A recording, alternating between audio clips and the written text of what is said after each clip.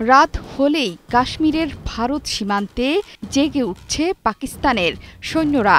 ঝাঁকে ঝাঁকে গুলি ছুটছে ভারতীয় সেনাবাহিনীর পোস্ট লক্ষ্য করে। টানা ৩ দিন ধরে ভারতের ঘাঁটি লক্ষ্য করে গুলি ছুটছে অবিরত।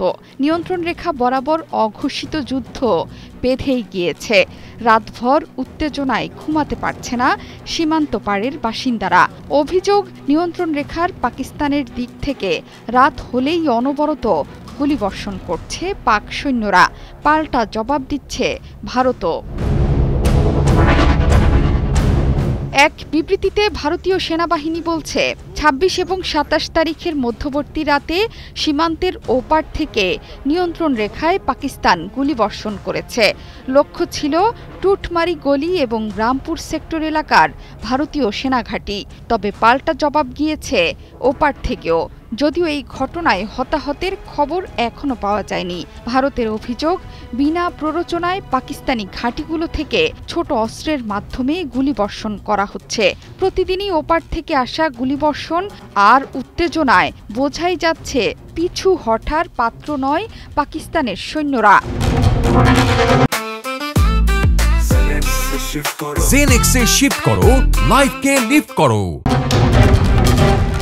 বৃহস্পতিবার রাত থেকে এই কৌশলে এগুচ্ছে পাকিস্তানের সেনা। জম্মু ও কাশ্মীরের পেহেলগামে গত ২২ এপ্রিল পর্যটকদের ওপর হামলায় মারা গেছেন ২৬ জন। সেই ঘটনায় পাকিস্তানকে দায়ী করে ইসলামাবাদের বিরুদ্ধে বেশ কয়েকটি পদক্ষেপ নিয়েছে নয়াদিল্লি।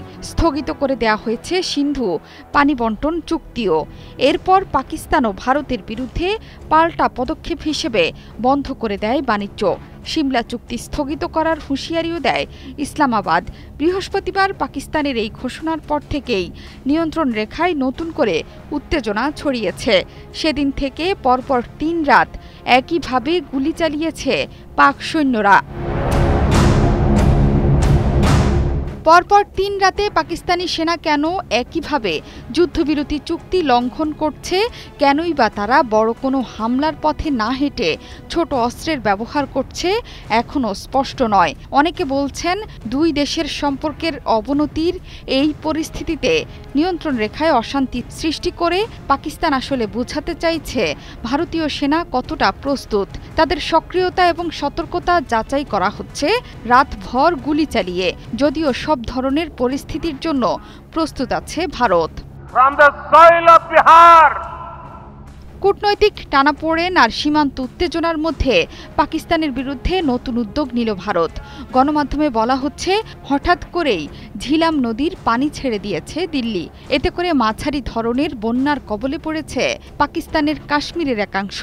এক বিবৃতিতে মুজাফফরবাদের জেলা প্রশাসনের মুখপাত্র জানিয়েছে, ভারত ঝিলাম নদীর পানি স্বাভাবিকের চেয়ে বেশি ছেড়েছে। এতে হঠাৎ করেই এই মাঝারি বন্যার সৃষ্টি। এর প্রেক্ষিতে সেখানকার বাসিন্দাদের সতর্ক থাকার পরামর্শ দিয়েছেন তিনি। জোহরা চৌধুরী সেতু, ৭১।